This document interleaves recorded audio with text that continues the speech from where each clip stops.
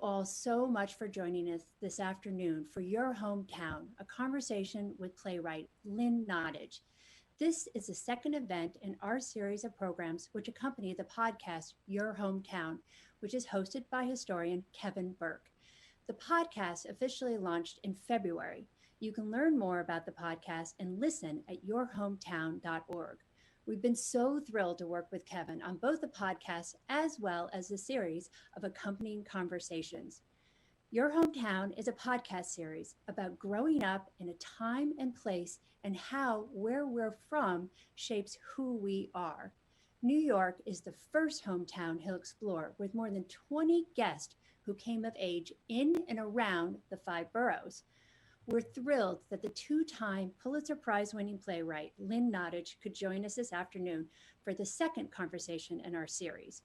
Before we get started, I want to thank our supporters. Your Hometown is presented in partnership with the Museum of the City of New York and is made possible in part with support from the Rockefeller Brothers Fund and many other generous donors.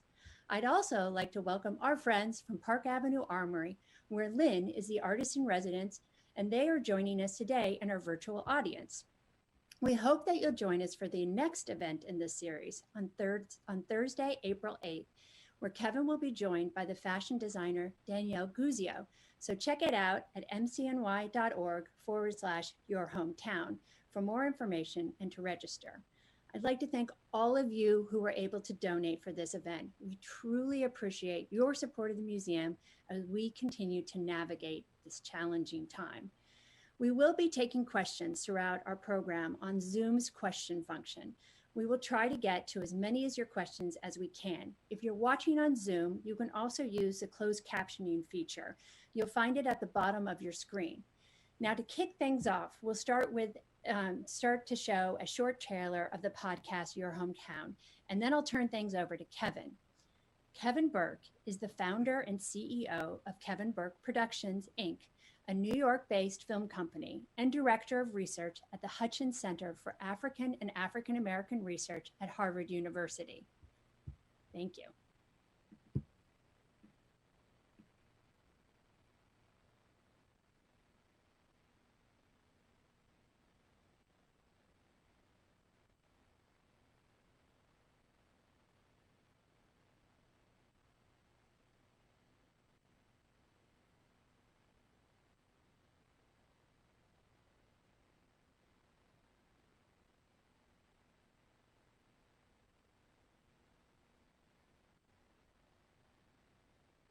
I'm like 7, 8, 9. All the other kids in the theaters, it's all kids. But most of them are older than me, and they're rougher. And here comes my grandmother. She's the oldest person by 40 years in that theater. And she gets so carried away when the monster finally gets flame-throwed or immolated or I remember her standing up once and saying, "Good for you, you bastard. How does that feel?" You know, she was so, I'm Kevin Burke, and my new podcast is about growing up. Whoever you are, you come from a specific place and time, surrounded by characters who are larger than life. In our first season, everybody we meet is different, but what they have in common is they were all young at some point in the same town. Good old New York! Baby. Oh, baby, boogaloo down Broadway. We're doing this with the Museum of the City of New York. And the premise is that when you're young, things happen to you that you never, ever forget. It was at night, and I was in my bed, and he thought that I was asleep, and he came into my room. I could tell he was crying, which I had never seen. Had never seen. Where we're from can haunt us, or be the place where we first learn to express ourselves. Give me a piece of paper!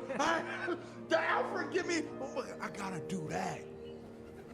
You know, if you want to look for somebody after they're gone, you look around in the places where they were. You look around the grass and the fields. Where would you be? Where would we find you? Where would I be? Ain't nowhere. Everywhere. Everywhere. This is Your Hometown, a new podcast series coming on February 2nd. Find us online at yourhometown.org or wherever you get your podcasts.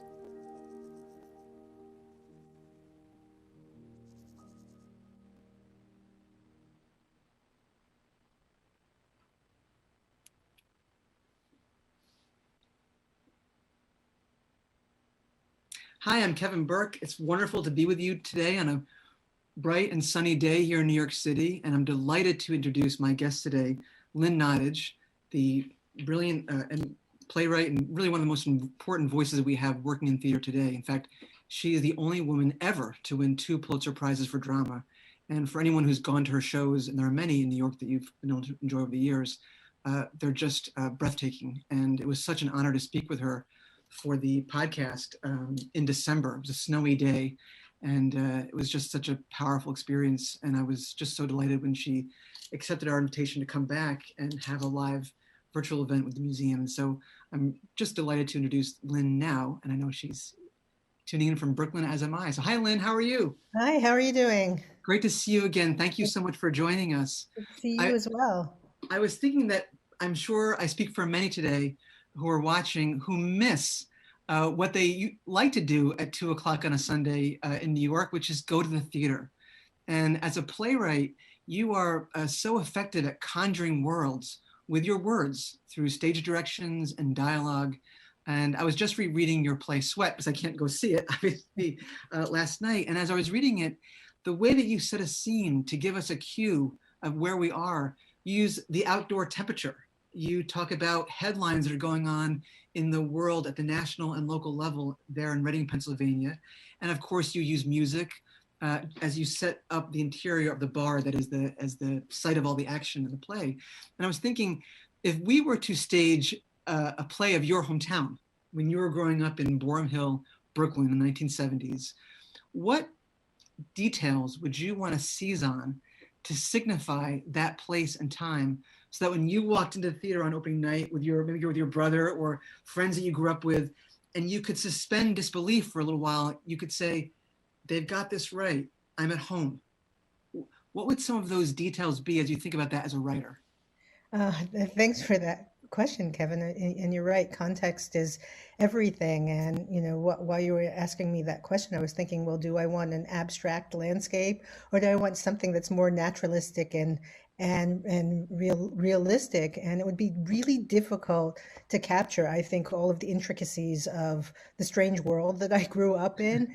Basically it would involve like all of the collaborative energy of the designers in order to really successfully represent like the community that I was in, like all hands on deck, because the place that I grew up in, which is Boerum Hill, Brooklyn, and more specifically, Dean Street.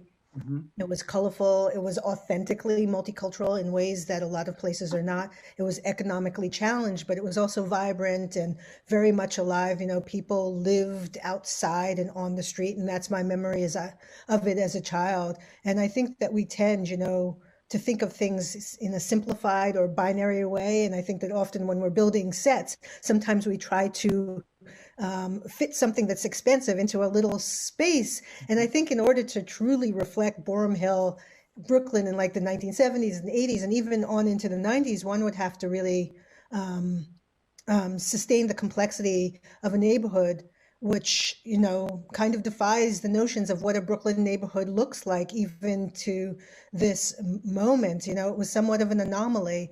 I always describe, and I think when we were talking, I described my neighborhood as the neighborhood that people pass through to get to other neighborhoods when I was growing up, and as a result, it really tended to attract people who were marginalized from other communities. It was politically progressive. It was, once again, multicultural. It had a very strong LGBTQ presence and artist presence in the 1960s and 70s, but it was also crime-ridden and poor, but not impoverished.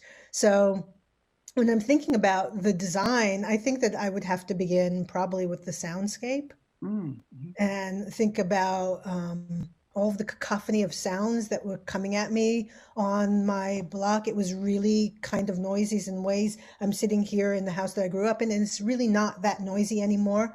At any given moment, there was always a profusion of children who were on the street, playing rhythmic games like double dutch and stoop ball and hand games. We used to play hand games like down, down, baby, down by the roller coaster, sweet, sweet baby. You remember those hand games? You just don't hear kids doing that anymore. No. And also, thinking back, there was a lot of music. The sound of salsa was omnipresent.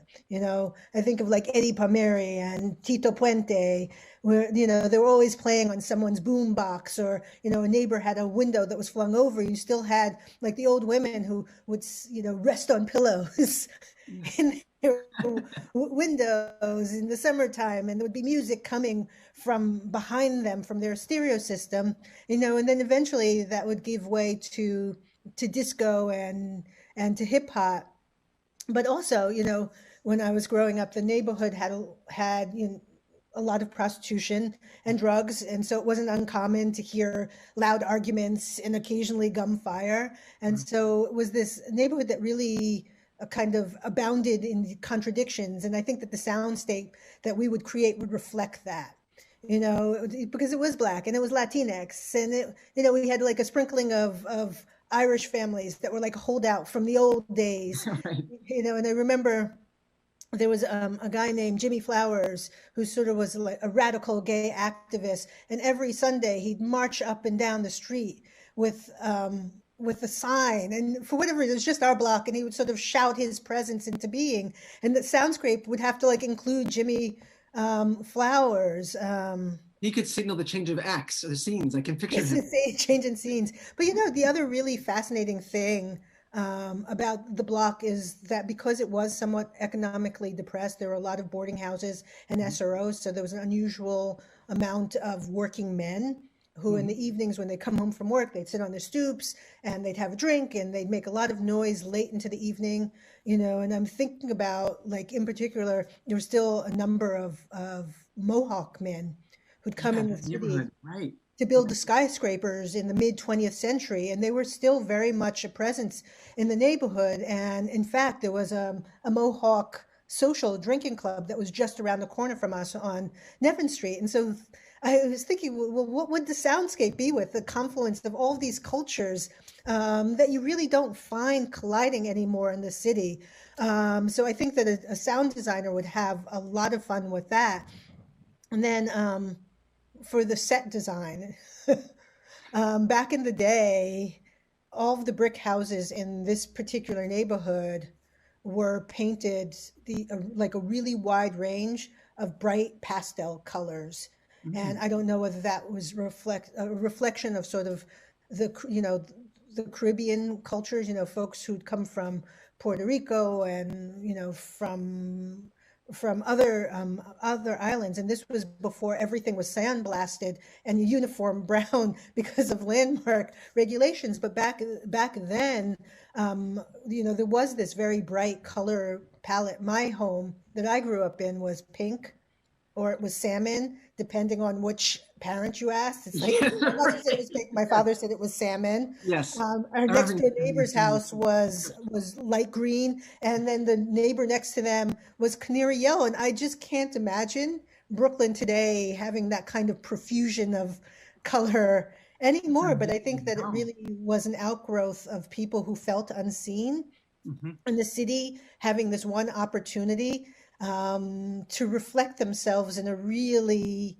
sort of vibrant way, an outward way. And I think that in some small way, it really captured the complexity of the block, these colors, because it was an extension of people. The block was idiosyncratic, and the color of the houses reflected those impulses, of people who felt very much alienated in other communities. And I think that the colorfulness sort of contrasted with the gray asphalt, because at the time when I was growing up, there were still cobblestones on the street that were being pulled up, and there was asphalt that was being laid down and tar. And so I think that the colorful houses really was sort of a contrast between sort of the uniformity of the asphalt and what was happening inside. Right. Wow, now I want to see that play. We're getting there. One of the things also that I thought you spoke to so beautifully in the podcast was how, in a way, your interior life as a kid, the world that your parents created, was itself a stage, because they had such interesting voices around. And you described, thinking about kind of set design, this Formica orange table in the kitchen where these women, including your mother and grandmother and her friends, would gather sometimes after school in the evening. You said your parents had a wine club subscription before it was really in vogue. And it was a place where you could eavesdrop and listen to adults talking as a kid, and you were just taking it all in. And that curious ear is something that you bring to your work today. And I remember, and I'm hoping that people will listen to when your episode comes up, the way you talked about your mother in particular was so moving. And afterward, I wanted to find out more about her. And just in the last couple of days, I discovered that after she died, there was the congressman at the time, Major Owens, who replaced Shirley Chisholm in House of Representatives, someone that your grandmother knew, gave a testimonial to her on the floor of the House. Mm-hmm. And he said the following, and I wanted to read it because we didn't get to do this in the interview, and I thought it might be fun to share this with you. This is Major Owens. Mr. Speaker, Ruby Nottage was a point of light for Brooklyn and for all urban communities struggling for empowerment. Ruby Nottage could walk with kings, after all, and never lose the common touch, because Ruby Nottage was born a natural queen. She was a daughter of New York City, of brownstones, subways, and skyscrapers. And then he goes on, few galleries in Brooklyn are as fascinating as the Nottage home, but you don't have to pay a fee or purchase a painting there. I mean, he describes it as this meeting hall for all these interesting people that span the arts to politics to education. And your mother was so involved in the community. And I was thinking about the connection between that community-minded mission and your own work. You think about the places you've traveled and the places you've written about. I was thinking, how does your mother and those voices around that table as a kid, how do they live on in your work? And how do they empower you as a writer?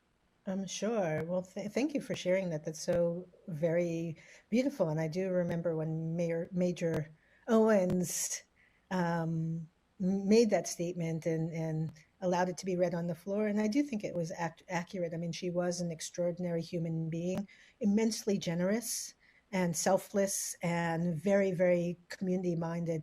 And I think that that's something that I always will take away from her, and the way in which she interfaced with the world. And I will say this, I was very blessed to have a home that was always filled with lots of very diverse types of people, which was true. I mean, she was someone who was interested, and I shouldn't just say she, but my father as well. They were interested in people, regardless of who they were, and they were social creatures. My mother much more so than my father, but they led with their curiosity, and as a result, invited people to sit around the table and to break bread. As you said, I don't know whether you said, but my mother was a school teacher, but she was also a community organizer, and who had me sort of marching on picket lines from the time I was like 5 years old. And she surrounded herself with lots of like-minded Black women in particular who were political, who were outspoken, and were really trying to figure out a way to make their presence felt and heard in communities, because at the time it was still very difficult for Black women to make inroads into politics and to feel visible. And to feel that their issues were being addressed. But, thinking now is that my mother and her friends were really change agents. I like that phrase. And they didn't live quietly. They weren't quiet outside, and they weren't quiet when they were sitting around the table sort of talking about their lives. And I really respected that about them. And one of the things that I really particularly loved is that when I come home from school, and I think I talked a little bit about this on the podcast, is that there would always be a group of women, with their shoes off and relaxing and sitting around like our bright orange Formica table, and they'd be drinking wine. My mother always had like a huge jug of Mondavi red wine under the table, and they wouldn't leave until it was drained. And they were just these great, funny, irreverent storytellers. And I would literally sit with them and do my homework and listen to them talk. Recently I was thinking a lot about my grandmother, who was always there. She wasn't a school teacher, but she was a teacher's aide. And There you are. oh, there's my, I was like, oh, what is that? And my grandmother would just have the funniest stories, and she had this magnificent laugh. And I think about how she brought joy into Mm. my world Mhm. and fun. And that's something that I hold on to even now, is like the notion of living a life that's filled and grounded in joy. And even, there was all this social upheaval that was going on outside, but somehow she was able to filter that into the household. And I think by extension, my mother created opportunities in salons. My mother and my father were like foodies before that word was even coined. Right. They always were in the midst of trying out some really adventurous dish. My mother had been educated for part of the time in Europe. And so, as an African American woman, she had this very expansive palate. So she'd make flan and paella and bouillabaisse. And so a lot of times when friends would come to our homes, they'd have these exotic dishes that you didn't necessarily get in a typical, Black or Southern or Caribbean home. And one of the things that they really, really love to do is pair interesting folks. My father was a social worker and my mother was a teacher, but they like to surround themselves with artists and musicians and folks from the community. And me and my brother would sit on the steps in our living room, and you couldn't see us, but we could eavesdrop, and we could hear like all of these really wonderful conversations that were going on. And just sort of circling back to Black joy, I mean, I think that is the thing that I absorbed, is just that there was so much laughter that was always radiating from downstairs. And so you didn't feel the tension that we were sort of experiencing as Black people inside of the house. You can see now behind me is that our walls were filled with art. Yes. And beautiful reflections of our community. And I think that my parents tried to also infuse the house, not just on the walls, but in all aspects of it, with that same kind of energy. And so I think that as a writer, because I think that's what you began Yes. the question with, is that I endeavored to bring the complexities of the lives that I encountered in my parents' living rooms onto the stage, into film. These folks always defied stereotypes and expectations. So I think that that's the kind of writer that I endeavor to be, is to show folks the world that I lived in, which is very different from the world that I often encounter when I turn on my television or even when I go to the theater. Yeah. And also your sense of what is, possible in the form of theater is so expansive, I think, because of that. It's not, I think some people might think, oh, I've got to raise my kids and take them to the best Broadway shows, and they've got to go see Shakespeare in the Park, and they've got to do all these things. But the exposure can be much broader than that. And I thought what was so fascinating about the way you described your childhood was that you were taking it all in. Yeah. And all of these people that you were interacting with or observing were characters that sort of touched you in their complexity, and that you weren't closed off to any of those voices. And I think that's so inspiring, I think, for anyone right from where you are. And you were immersed in such a fascinating place. Yeah. So I think I think, as I said, I think it was a real blessing to have parents who led with their curiosity. Yeah. And I think that I ended up in the community that I grew up in because, they were somewhat more adventurous than I think some of their friends. And, they came to a community that looked very different from the places that they grew up, and they were not afraid of that. Right. The other thing that struck me, and we didn't talk about this too much in the interview, but I thought it was so interesting, and it allowed for me to go back and look up more into this. When you were in high school, your father had an injury that sort of sidelined him for a while. It really changed the trajectory of your coming of age because you sort of went to public school and you had to get a job. And one of the jobs that you had was working at local newspapers in Brownstone, Brooklyn. And one of them was the Phoenix. And I didn't realize at the time that we spoke that the publisher of the paper, Mike Anderson, had just died of COVID along with his wife. Oh, really? Yes. Oh my God, I did not know that. And then that kind of got me reading more and more about him. I'm actually so sorry to hear that because they were so important in my life, both of them. Yeah, they died within a month of each other in Brooklyn from COVID. He was still publishing the Star Review, which is a local paper. But here you are in the 70s, junior high school kid working for the local paper, and your ears are opened, right? And you're seeing your city and you're learning to, observe and experience it. And that's sort of one lesson you took. You have a journalistic training, which I think you bring to your work. And now you're also a professor. And you teach this amazing course at Columbia. I think if I could take one course, because I was in school for too long, but if I could take one course, it would be yours. It's called American Spectacle. And the reason why I would love to take it is that you take your students who are aspiring playwrights all around New York. I mean, we're talking Coney Island, you go to wrestling matches in Queens, mega churches, bars, everywhere, because you want them to open their ears and their eyes to what the city is and what it sounds like. Right. And so I was thinking about you're kind of the young journalist in you working in that beat in the 70s, and then the professor, how it was that you came to hear and see your city and what you want your students to hear and see. Oh, that's such a great question. And I early on when I was working at the Phoenix, I think I had an interest at that time in perhaps being a journalist. There was something very romantic during that era of the sort of the journalist's life, which I sort of enjoyed. And I worked surprisingly at the Phoenix, and then its sister paper, which is the Villager, which was on East 4th Street in Manhattan. Not just in high school. I worked there high school, college, and then even in graduate school. And so I had a very long relationship with the Phoenix and Mike Armstrong, who was the editor. And I'm so sorry to hear that he passed away because he just was such an old time personality. I mean, he was just like this grizzled, passionate old newspaper man who ran this little tiny sort of hometown paper like it was the New York Times.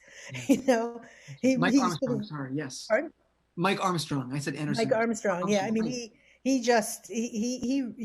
really was training us to be journalists. Yeah. And I appreciate that journalist. I mean, he was so like hot tempered, and he, kept us in line and wanted everyone to be hyper focused and serious. And the Phoenix was on Atlantic Avenue, literally in a brownstone that felt like it was crumbling around us. It was kind of scary to go into the building because you'd go up those steps and it'd be like,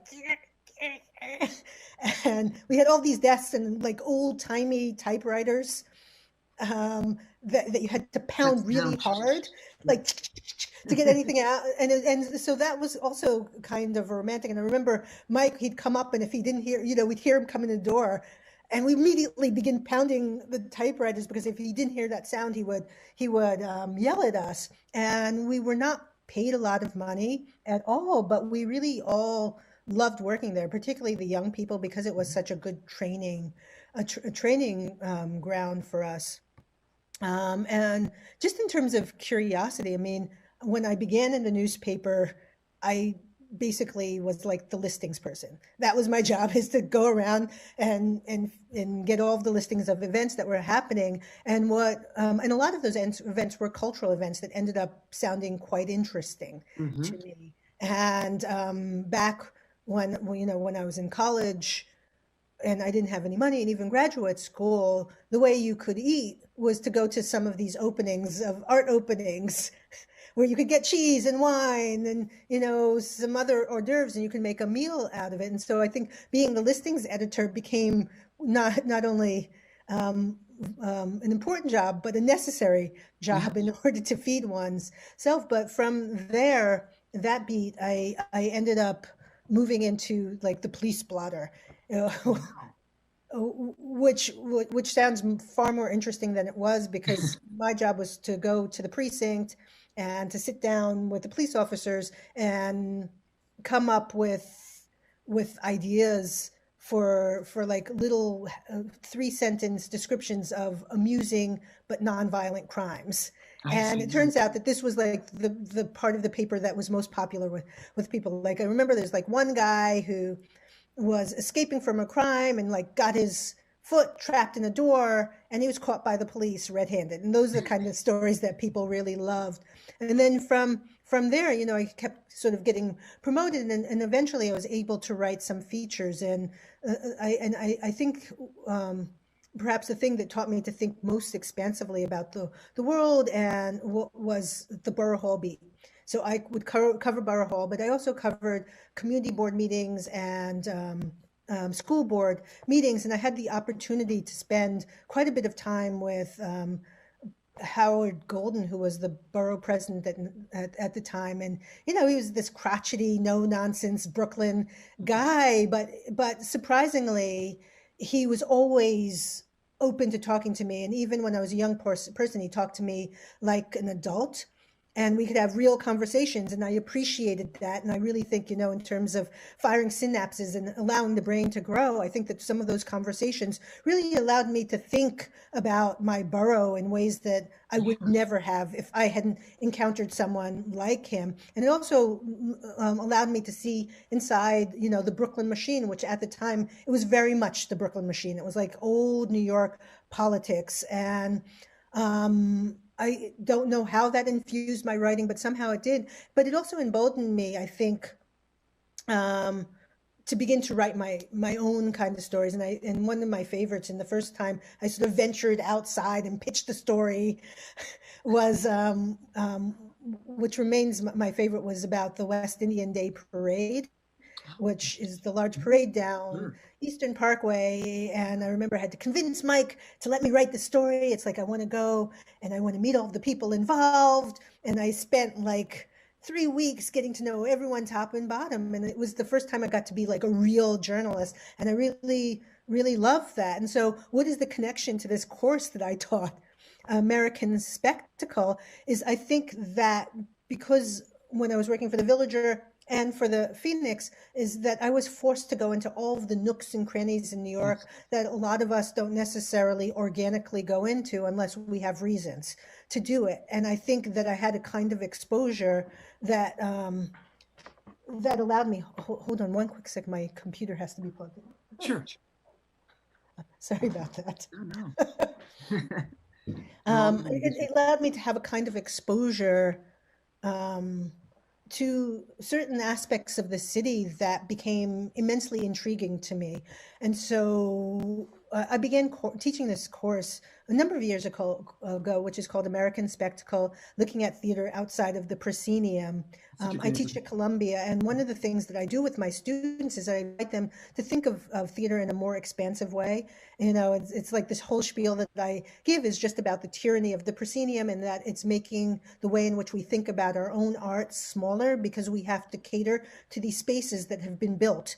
And the spaces that were built in traditional way, going back, you know, hundreds of years. And I want them to press up against that and say, well, wait a minute, how can I make theater that's different, that's perhaps more organic to the way in which me, as, you know, an African-American woman and storyteller, or a Native American woman storyteller, wants to tell a story. And so we began going into the city and looking at different kinds of performance traditions, and specifically performance traditions that are story driven, that have very strict forms. So it's not abstract, and so, like you mentioned, I now take my students to places like the Coney Island Sideshow, and we always begin our class with Dick Zegan, who is the creator of like Coney Island, USA, which, you know, has the Mermaid Parade, and which I was just in, has the Mermaid Parade, and it has, you know, a theater and the sideshow and a museum, and it's really looking at sort of the performance and art tradition of a form that was very popular 100 years ago. But what a lot of people don't know is that Dick Zegan graduated from the Yale School of Drama. and is a playwright, and he's very interested in the sideshow as a theatrical tradition, not just a mere entertainment. And it does have a very strict form, which the performers have to adhere to. And it does, and it's a storytelling form, but it's not. It doesn't adhere to sort of the Aristotelian rules that traditional drama does. And then one of the other things that we do is I should say we, it's I, or we as a class, we go to the courtroom, we examine the way in which law and order is played out for an audience, because that is one of the principal places in which drama is enacted. Your brother is a DA. Right? And my brother is a DA. He got his training working with you in the home. Yes, my brother. You talk about the podcast. You taught him how to perform. and we go to wrestling in Queens, which is that I found so fascinating. Which inevitably is the most popular and the most fun, even for the people who are sort of hardened resistors to professional wrestling. They get down there, and it's the most diverse audience that I've ever encountered in New York City. Not just talking about ethnic diversity, but age diversity. It's like everyone's there screaming at the top of their lungs, and it's really fun and irreverent. And then we go to Vogue balls all over the city, and we go to burlesque, and we go to megachurch, and it just is really fun to explore the ways in which drama is used to capture people's truths and their fears and their desires. Wow. I wish I could be a student in the class. And one thing that you were mentioning, and I was thinking about connecting back to your interview that we did in December, as you were talking about working for the paper and covering the parade. It's something that I think about a lot and is one of the motivations for the show, which is in terms of hometowns and the people that populate them, is that not many people are going to grow up and see their family or themselves in the New York Times, or on the evening news. But chances are, if they go to their local paper, they're going to find stuff. So for example, I know like in my own hometown paper of Newburgh, New York, I can find my grandfather's bowling scores. I can find him in when his house is broken into, his obituary. And that's why I worry about the future of local papers. But it reminded me of something that you talked about in the interview, which is archives. And that for African-American families in particular, there are no archives because of the, either migrations in the families or people's own sense of worth or other things that circumscribe them. And so as a writer, you don't have the reservoir of letters and diaries and materials to work from.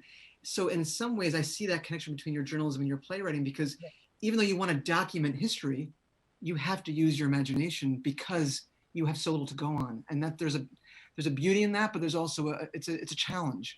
And I was thinking about the time that we're living through right now and the number of people that we're losing to COVID and in the hardest hit neighborhoods in New York, and thinking about how will people write about this experience or what we're going through in the future in terms of, they might write about working from home or because of their privileged stance.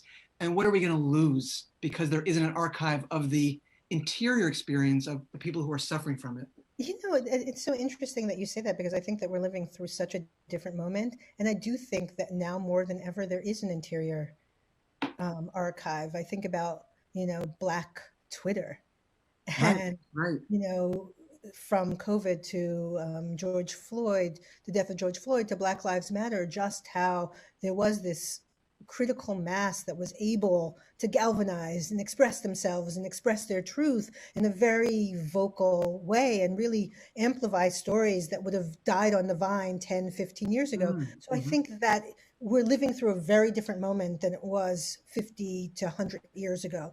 I think that in some ways, certainly social media and internet has democratized the way in which we can document our own personal histories. And everyone has regardless of who you are, has like a Facebook page or an Instagram page or a social media or a TikTok. So I think that there are ways in which people are pushing back against 100 years of being invisible and using this space really to sing their truths. So I think that 100 years from now, we'll have a much better sense of what it was to live through COVID than it was to live through the Spanish flu. The Spanish flu. So you're hopeful in that sense as a I am really hopeful in that sense. I mean, and I certainly see it in my students, is just how much more self-possessed and assured and confident they are in their own voice. There is a sense of agency and also a sense of entitlement that I kind of envy, because I didn't have those same kind of personal tools at my disposal when I was a young person. So Yeah. yeah, I think that we'll have a really good sense 100 years now what it was like to have lived through COVID. Oh, that's great. Because there is a story that you tell in the interview that's kind of looking back at your dad's generation. And it really got to me when you were talking about how he had a group of friends from the neighborhood that he grew up in Harlem that would gather around, was it Mount Morris Park? It was Mount Morris Park, which And is they now would Morris sort of Garden Park. have reunions on the benches there. And the last time he went, he was the only one that showed up because he was the last man standing. Yeah. And then you said when he went and his friends went, just the collective loss of memory that went with them was staggering to you. And I was thinking that I think that many of us can relate to that in different ways. And it is a powerful reminder that we have to be paying attention. Yeah, I mean, we what's have to be around us. really vigilant, particularly of collecting the stories of the people who are at the edge of living memory. Like my father, who lived through a very particular moment in time, who were, as you mentioned, not on the front page of newspapers. They weren't captured in the archives, but did live these very rich, evocative lives that told us something about the period. And I don't think that we value their stories quite enough. And, when my father was recounting going up to Harlem, taking the subway and going up there and sitting on this park bench waiting for his friends to show up and them not being there, and then recognizing that absence, it made me sad that I didn't think to document it. I thought, wouldn't it have been wonderful if I had documented every year from the time I was young, those conversations with all of those Harlemites who, were born in the 20s, in the 30s, who had a very specific memory of Harlem during its height. Mm-hmm. Yeah, and then I think about your own practice and what you're known for, like going back to Sweat. It was a 2.5 hour drive from you from New York City to Reading, Pennsylvania, and you really just went and immersed yourself there, and you just talked to anyone you could, and you'd start by asking them, just tell me about your city. Yeah, and you listened, and you listened without judgment, as you say. And so the missed opportunities of childhood, because we can't go back, right, and do them again, but you have sort of interwoven into your own practice as an artist that impulse to document, and that's sort of the beginning of your process. Yeah, I do. I think as I get older, I become more and more curious about the world that I live in, and I realize that my own myopia hasn't often permitted me to venture outside of my comfort zone in the ways that I should have when I was younger. And so I think that I'm trying to catch up and learn and absorb. And that sometimes requires like stepping a little outside of that space that you've carved out for yourself. And that was certainly true when I went down to Reading, Pennsylvania. I mean, I didn't know anyone in Reading. I didn't have anyone I could call up. And I thought, I'm just going to have to get to know the city from top to bottom by being adventurous and leading with my curiosity and just sitting down and talking to people in bars and restaurants and parks or wherever I can find folks who are willing enough to sort of open up and share their stories. And I think that it has also just emboldened me as you talk about a practice as an artist in general, is that it's allowed me to ask and interrogate the world in ways that I wouldn't have maybe 20 or 30 years ago. Yeah, we got a question from the audience. I wanted to ask it, which is New York and Brooklyn in particular has changed so much. For you, what has been the greatest loss, Lynn, in terms of culture in Brooklyn, say the last 10 or 20 years? Well, I just speaking, I live in the house that I grew up in, and I really loved my neighborhood when I was growing up. For a multitude of reasons, but there are things that I was really happy to let go of in the neighborhood, sort of the rampant crime and prostitution. But the thing that I really miss is the sense of community that you felt part of your block, like we were a little gang, regardless of who you were. It's like you just felt a sense of ownership and pride that I don't feel anymore. And I feel that Brooklyn in general has lost that. It's like we were, these tribal Brooklynites, and we were ride and die, and we're going to protect our hood. And I feel like some of that is lost, is that sense of identity of being sort of the outsider who's up against the world.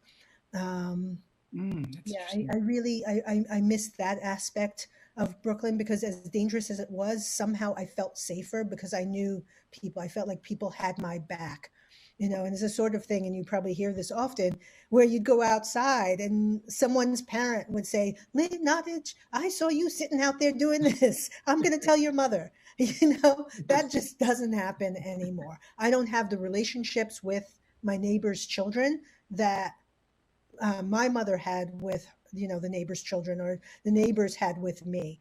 And I think that is a great loss. Yeah. One person also wants to know, speaking of what you just were calling, have you thought about, are you possibly or hopefully working on a Brooklyn in the 70s childhood memory play? Have you thought about that as ground for you as an artist?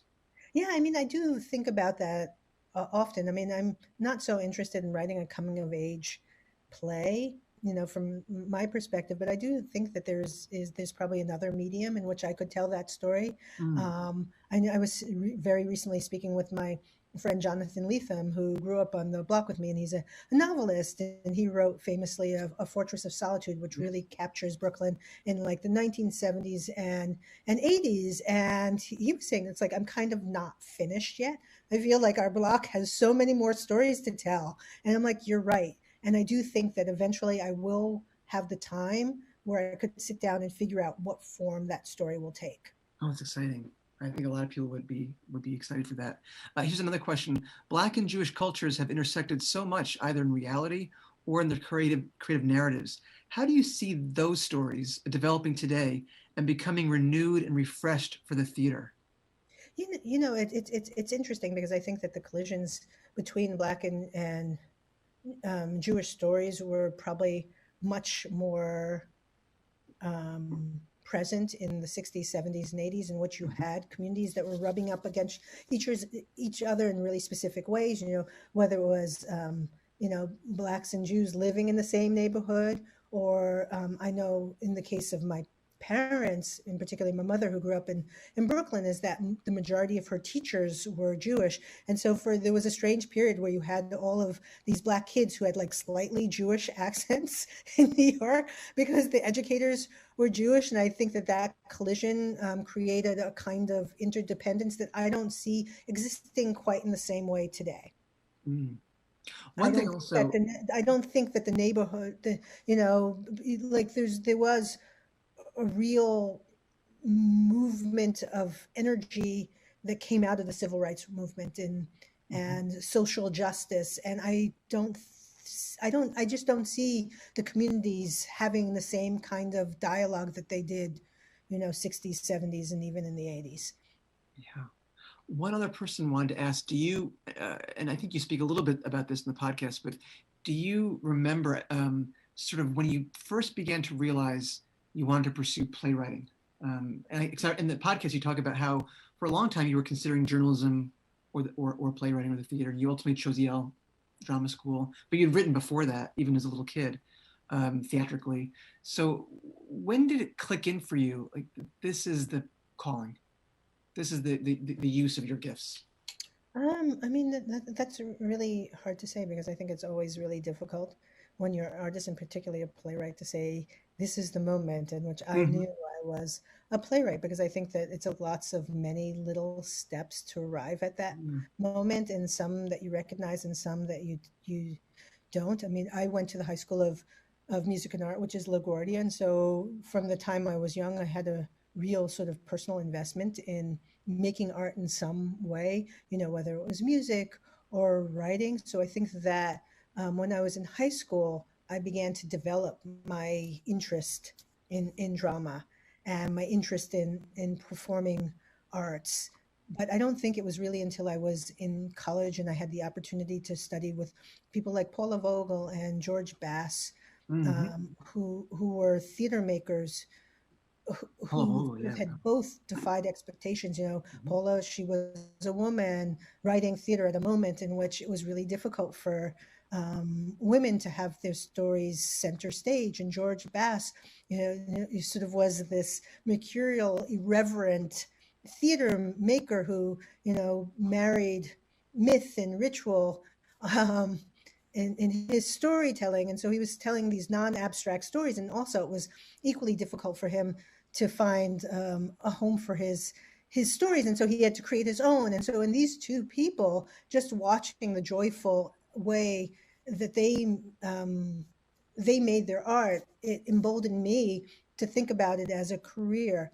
But that said, taking the journey and going to graduate school, it wasn't really until I was in my mid 30s. And it was after I'd had some of my first plays produced that I thought, okay, now I'm a playwright. Now, I'm brave enough to let go of all of my other safety nets and my jobs and all of the other things that I held on to because of my fear of fully immersing myself in my art. And so it was probably then in my mid 30s when I thought, I can't really figure out something I want to do more than this. Yeah. And I mean, you talk about the interview, and this is where we can bring the interview to a close, about moving back home, which is not something that you thought you would do when you left, but you moved back in to care for your mother. And so you have the remarkable experience for a New Yorker of living in the very home in Brooklyn where you were a kid. You've had multiple acts of your life in that very space. You have been a daughter and a sister, right? You've been a caregiver. You've been a parent. You are now a playwright and professor, still raising your son there. And so, and you've experienced different childhoods there through your own and through your kids. And I was wondering, in this COVID time, as you think about childhood and what has marked other childhoods in New York historically, like in the interview, you talk about the disappearance of Eitan Pates in 1979, and ultimately you found out that he was murdered. But that was a dividing line for kids. For some kids, it was 9/11. Right. For some kids, it's now COVID. And sort of what you think, based on your own experience and what you're seeing with young people, what do you think about this COVID year will be enduring for them as a shaping event for them? For my kids, or for kids today who are going through this, what do you think will remain for them? Thinking about even what remained from your childhood. I mean, that's such a complicated question for the very I know. Well, end of our conversation, because there's so many things to unpack there that I would like to talk about. But I do think, based on the conversations that I'm having with young people, is that this COVID moment and the fact that they've had time of to reflect and time of isolation has allowed people to really interrogate the world in which they live in, whether it's the institutions where they attend school or whether it's the places that they work. And so I think what will be the outcome is that there's going to be a desire on the part of young people to return to spaces that are more welcoming, that are more reflective of the diversity of the world that we live in. I think there's going to be a need for the spaces to be gentler and and to be healing. I just have a sense from my students that there's a restlessness. It's like, now that they've been out of the rat race, is that there's a real desire not to return to that same level of anxiety and that same level of desperation and that same level of chaos. I've been outside of New York for a little while, and I recently returned, and I was in a place that just is a lot slower. And that slowness allowed my brain to fire up in ways that it hadn't for a long time, because on a day-to-day basis, there's so much that one has to organize. We become these massive aggregators in our personal lives, and just having some of that noise pushed out allowed me to think about, well, what do I really want to do with the next 10 years of my life? And, how do I want to approach my practice? And I don't often have that kind of time. I just have to plunge into the cold water and swim. But this, allowed me to dip my water and said, oh, it's too cold. I'm going to step back. And so I think that for young people, this COVID moment is going to allow them to assess the world that we live in and make really different choices. Yeah. And what's exciting to follow your career is you still have more pinnacles to climb. I mean, and I know that, you've got a Michael Jackson musical coming out, which I know people who are theater enthusiasts can't wait for. But also you just recently announced a production deal Yes. for film, which I think is really exciting. And I can't wait to see what you do with that. So anyway, you will remain one of our leading lights. And I think that's very exciting for imagining after COVID too. So thank you so much for taking this matinee Sunday time with us to share some stories from your childhood in New York and to just, meditate on the city and its future and sort of the future of our human condition. Well, thank you so much, Kevin. It's always a pleasure to talk with you. It was wonderful to see you again, Lynn. Thank you so much. And just for those who are interested, the podcast, again, you can find it really anywhere you listen to podcasts.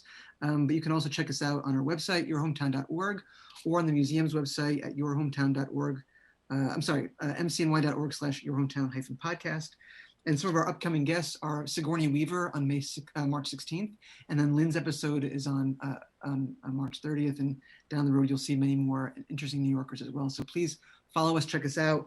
Thank you so much. It's been wonderful. And I think now it's turning back to Winnie Donhauser and my wonderful friends at the museum who have given us the space to talk today. So thank you so much, Lynn. Thank you. And thank you, Lynn and Kevin. Wow, what a great conversation about the richness of New York City. I know you've given us all a lot to think about. So thank you, everyone, for joining us. We hope to see you again and have a great afternoon. Thank you, everybody. Goodbye.